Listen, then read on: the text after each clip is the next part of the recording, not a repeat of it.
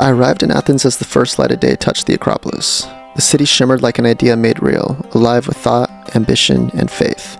The agora was already stirring. Voices echoed through narrow streets, scholars, merchants, travelers, each carrying their own story. I wandered among the vendors, the scent of clay and olives filling the air, wondering how so much life could fit into one place. Temples rose like mountains of marble, every column a reminder that beauty is sacred here. As the sun began to set, I walked the quiet streets, and for the first time I felt the rhythm of Athens beating inside me.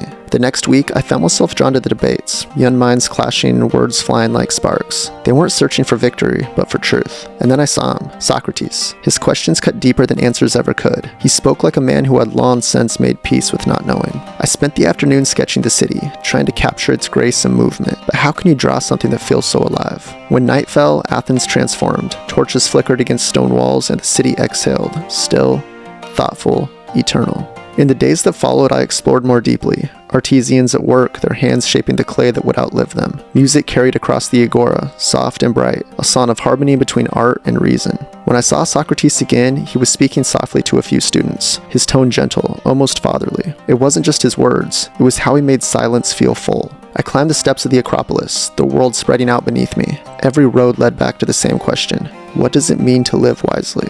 At sunset, the light turned the city to gold. For a moment, I forgot time itself existed. By the fourth week, Athens had become familiar. The market pulsed with energy, laughter, and the scent of roasted grain.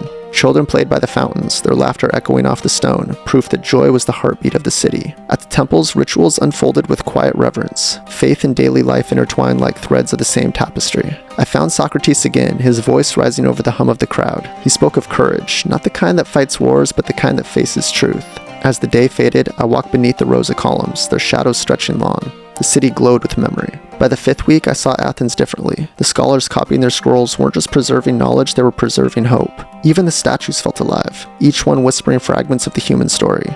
I sat by a fountain and watched the people move through the square, each gesture part of a rhythm that never stopped. Then, one final time, I saw Socrates. He was calm, surrounded by those who still believed that asking questions could change the world. That evening, I climbed the Acropolis again. The sun slipped behind the hills, and I felt something within me settle, a quiet understanding. Night came softly, the city glowing with torchlight and reflection. Athens felt eternal, a living mind that never sleeps. Under the stars, I wondered if enlightenment was ever meant to be found, or simply followed.